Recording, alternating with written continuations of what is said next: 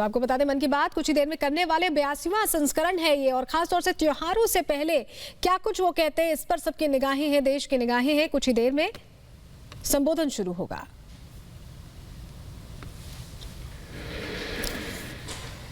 माना जा रहा है कि पीएम मोदी मन की बात के जरिए एक बार फिर 100 करोड़ वैक्सीनेशन जो हुआ है और आने वाले त्योहारों पर कोरोना से सावधानी बरतने की भी अपील कर सकते हैं। पीएम मोदी त्योहारों के दौरान वोकल फॉर लोकल पर भी जोर दे सकते हैं। मेड इन इंडिया, आत्मनिर्भर भारत जैसे अभियानों का समर्थन करने की देशवासियों से अपील कर सकते हैं। महीने के हर आखिरी रविवार को देश को संबोधित करते हैं प्रधानमंत्री। मेरे प्यारे देशवासियों, आप सभी को नमस्कार, कोटि कोटि नमस्कार। और मैं कोटि कोटि नमस्कार इसलिए भी कह रहा हूं कि 100 करोड़ वैक्सीन डोज के बाद आज देश नए उत्साह, नई ऊर्जा से आगे बढ़ रहा है। हमारे वैक्सीन कार्यक्रम की सफलता भारत के सामर्थ्य को दिखाती है, सबके प्रयास के मंत्र की शक्ति को दिखाती है। साथियों, 100 करोड़ वैक्सीन डोज का आंकड़ा बहुत बड़ा जरूर है, लेकिन इससे लाखों छोटी छोटी प्रेरक और गर्व से भर देने वाली अनेक अनुभव, अनेक उदाहरण जुड़े हुए हैं। बहुत सारे लोग पत्र लिखकर मुझसे पूछ रहे हैं कि वैक्सीन की शुरुआत के साथ ही कैसे मुझे यह विश्वास हो गया था कि इस अभियान को इतनी बड़ी सफलता मिलेगी। मुझे ये दृढ़ विश्वास इसलिए था क्योंकि मैं अपने देश के लोगों की क्षमताओं से भली भांति परिचित हूँ। मैं जानता था कि हमारे हेल्थ केयर वर्कर्स देशवासियों के टीकाकरण में कोई कोर कसर नहीं छोड़ेंगे। हमारे स्वास्थ्य कर्मियों ने अपने अथक परिश्रम और संकल्प से एक नई मिसाल पेश की। उन्होंने इनोवेशन के साथ अपने दृढ़ निश्चय से मानवता की सेवा का एक नया मानदंड स्थापित किया। उनके बारे में अनगिनत उदाहरण है जो बताते हैं कि कैसे उन्होंने तमाम चुनौतियों को पार करते हुए अधिक से अधिक लोगों को सुरक्षा कवच प्रदान किया। हमने कई बार अखबारों में पढ़ा है, बाहर भी सुना है कि इस काम को करने के लिए हमारे इन लोगों ने कितनी मेहनत की है। एक से बढ़कर एक अनेक प्रेरक उदाहरण हमारे सामने है। मैं आज मन की बात के श्रोताओं को उत्तराखंड के बागेश्वर की एक हेल्थ वर्कर पूनम नौटियाल जी से मिलवाना चाहता हूं। साथियों, ये बागेश्वर उत्तराखंड की उस धरती से है जिस उत्तराखंड ने 100% पहला डोज लगाने का काम पूरा कर दिया है। उत्तराखंड सरकार भी इसके लिए अभिनंदन की अधिकारी है, क्योंकि बहुत दुर्गम क्षेत्र है, कठिन क्षेत्र है। वैसे ही हिमाचल ने भी ऐसी कठिनाइयों में 100% डोज का काम कर लिया है। मुझे बताया गया है कि पूनम जी ने अपने क्षेत्र के लोगों के वैक्सीनेशन के लिए दिन रात मेहनत की है। पूनम जी नमस्ते। सर प्रणाम। पूनम जी, अपने बारे में बताइए जरा देश के श्रोताओं को। सर मैं पूनम नौटियाल हूँ। सर मैं उत्तराखंड के बागेश्वर डिस्ट्रिक्ट में चामी कोराली सेंटर में कार्यरत हूँ। सर मैं एक एएनएम हूँ। पूनम जी, मेरा सौभाग्य है, मुझे बागेश्वर आने का अवसर मिला था। वो एक प्रकार से तीर्थ क्षेत्र रहा है, तो वहाँ पुरातन मंदिर वगैरह भी मैं बहुत प्रभावित हुआ था। उस सदियों पहले कैसे लोगों ने काम किया होगा। हाँ जी सर। पूनम जी, क्या आपने अपने क्षेत्र के सभी लोगों का वैक्सीनेशन करवा लिया है? हाँ जी सर, सभी लोगों का हो चुका है। आपको किसी प्रकार की दिक्कत का भी सामना करना पड़ा क्या? हाँ जी सर। सर हम लोग जैसे बारिश होती थी वहाँ पे और रोड ब्लॉक हो जाती थी सर, नदी पार करके गए हैं सर हम लोग ना। और सर घर घर गए हैं, जैसे NHCDC के अंतर्गत हम लोग घर घर गए हैं जो लोग सेंटर में नहीं आ सकते थे, जैसे बुजुर्ग लोग और दिव्यांग लोग, गर्भवती महिलाएं, धात्री महिलाएं, ये लोग सर। लेकिन वहाँ तो पहाड़ों पर घर भी बहुत दूर दूर होते हैं जी। तो एक दिन में कितना कर पाते थे आप? सर किलोमीटर के हिसाब 10 किलोमीटर, कभी 8 किलोमीटर। खैर, ये जो तराई में रहने वाले लोग हैं उनको ये समझ नहीं आएगा कि 8-10 किलोमीटर क्या होता है। मुझे मालूम है पहाड़ के 8-10 किलोमीटर मतलब पूरा दिन चला जाता है। हाँ जी। लेकिन एक दिन में, क्योंकि ये बड़ा मेहनत का काम है और वैक्सीनेशन का सारा सामान उठा करके जाना, आपके साथ कोई सहायक रहते थे कि नहीं? हाँ जी, टीम मेंबर हम लोग 5 लोग रहते सर ना। हाँ। तो उसमें डॉक्टर हो गए, फिर एएनएम हो गई, फार्मासिस्ट हो गए, आशा हो गई और डाटा एंट्री ऑपरेटर हो गए। अच्छा, वो डाटा एंट्री वहाँ कनेक्टिविटी मिल जाती थी या फिर बागेश्वर आने के बाद करते थे? सर कहीं कहीं मिल जाती है, कहीं कहीं बागेश्वर आने के बाद करते थे हम लोग। अच्छा, मुझे बताया गया है पूनम जी कि आपने आउट ऑफ द वे जाकर लोगों का टीका लगवाया। ये क्या कल्पना आई आपके मन में, विचार कैसे आया और कैसे किया आपने? हम लोगों ने पूरी टीम ने संकल्प लिया था कि हम लोग एक भी व्यक्ति छूटना नहीं चाहिए, हमारे देश से कोरोना बीमारी दूर भागनी चाहिए। मैंने और आशा ने मिलकर प्रत्येक व्यक्ति के हम लोगों ने गांव वाइज ड्यू लिस्ट बनाई, फिर उसके हिसाब से जो लोग सेंटर में आए उनको सेंटर में लगाया, फिर हम लोग घर घर गए हैं सर। फिर उसके बाद जो लोग छूटे हुए थे, जो लोग नहीं आ पाते सेंटर में। अच्छा, लोगों को समझाना पड़ता था? हाँ जी, समझाया। हाँ जी। लोगों का उत्साह है अभी भी वैक्सीन लेने का? हाँ जी सर, हाँ जी। अब तो सर लोग समझ गए हैं। फर्स्ट में बहुत दिक्कत हुई हम लोगों को समझाना पड़ता था कि ये जो वैक्सीन है सुरक्षित है और असरदार है। हम लोग भी लगा चुके हैं, तो हम लोग तो ठीक हैं, आपके सामने हैं। और हमारे स्टाफ ने सबने लगा लिया है, तो हम लोग ठीक हैं। कहीं पर वैक्सीन लगने के बाद किसी की शिकायत आई बाद में? नहीं नहीं सर, ऐसा कुछ नहीं हुआ। कुछ नहीं हुआ? जी। सबको संतोष था हाँ जी। कि ठीक हो गया? हाँ जी। चलिए, आपने बहुत बड़ा काम किया है और मैं जानता हूँ ये पूरा क्षेत्र कितना कठिन है, और पैदल चलना, पहाड़ों पे, एक पहाड़ पे जाओ, फिर नीचे उतरो, फिर दूसरे पहाड़ पे जाओ, घर भी दूर दूर, उसके बावजूद भी आपने इतना बढ़िया काम किया है। धन्यवाद सर, मेरे सौभाग्य सर, आपसे बात हुई मेरी।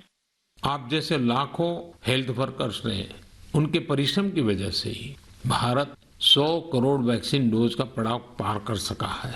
आज मैं सिर्फ आपका ही आभार व्यक्त नहीं कर रहा हूँ, बल्कि हर उस भारतवासी का आभार व्यक्त कर रहा हूँ जिसने सबको वैक्सीन, मुफ्त वैक्सीन अभियान को इतनी ऊंचाई दी, कामयाबी दी। आपको, आपके परिवार को मेरी बहुत बहुत शुभकामनाएं। मेरे प्यारे देशवासियों, आप जानते ही हैं कि अगले रविवार 31 अक्टूबर को सरदार पटेल जी की जन्म जयंती है। मन की बात के हर श्रोता की तरफ से और मेरी तरफ से मैं लौह पुरुष को नमन करता हूं। साथियों, 31 अक्टूबर को हम राष्ट्रीय एकता दिवस के रूप में मनाते हैं। हम सभी का दायित्व है कि हम एकता का संदेश देने वाली किसी न किसी गतिविधि से जरूर जुड़े। आपने देखा होगा, हाल ही में गुजरात पुलिस ने कच्छ के लखपत किले से स्टैच्यू ऑफ यूनिटी तक बाइक रैली निकाली है।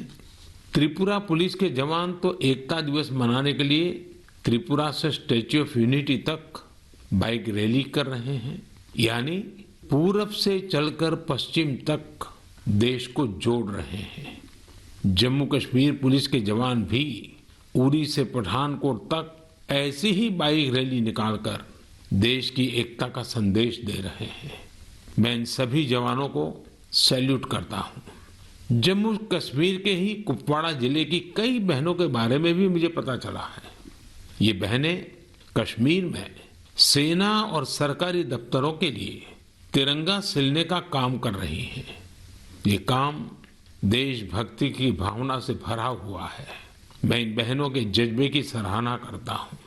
आपको भी भारत की एकता के लिए, भारत की श्रेष्ठता के लिए कुछ न कुछ जरूर करना चाहिए। देखिएगा, आपके मन को कितनी संतुष्टि मिलती है। साथियों, सरदार साहब कहते थे कि हम अपने एकजुट उद्यम से ही देश को नई महान ऊंचाइयों तक पहुंचा सकते हैं। अगर हम में एकता नहीं हुई तो हम खुद को नई नई विपदाओं में फंसा देंगे। यानी राष्ट्रीय एकता है तो ऊंचाई है, विकास है। हम सरदार पटेल जी के जीवन से, उनके विचारों से बहुत कुछ सीख सकते हैं। देश के सूचना और प्रसारण मंत्रालय ने भी हाल ही में सरदार साहब पर एक पिक्टोरियल बायोग्राफी भी पब्लिश की है। मैं चाहूंगा कि हमारे सभी युवा साथी इसे जरूर पढ़ें। इससे आपको दिलचस्प अंदाज में सरदार साहब के बारे में जानने का अवसर मिलेगा। प्यारे देशवासियों, जीवन निरंतर प्रगति चाहता है, विकास चाहता है, ऊंचाइयों को पार करना चाहता है। विज्ञान भले ही आगे बढ़ जाए, प्रगति की गति कितनी ही तेज हो जाए, भवन कितने ही भव्य बन जाए, लेकिन फिर भी जीवन अधूरापन अनुभव करता है।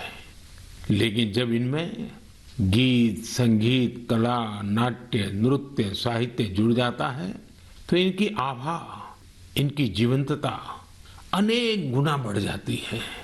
एक प्रकार से जीवन को सार्थक बनना है तो ये सब होना भी उतना ही जरूरी होता है। इसलिए ही कहा जाता है कि सभी विधाएं हमारे जीवन में एक कैटालिस्ट का काम करती है, हमारी ऊर्जा बढ़ाने का काम करती है।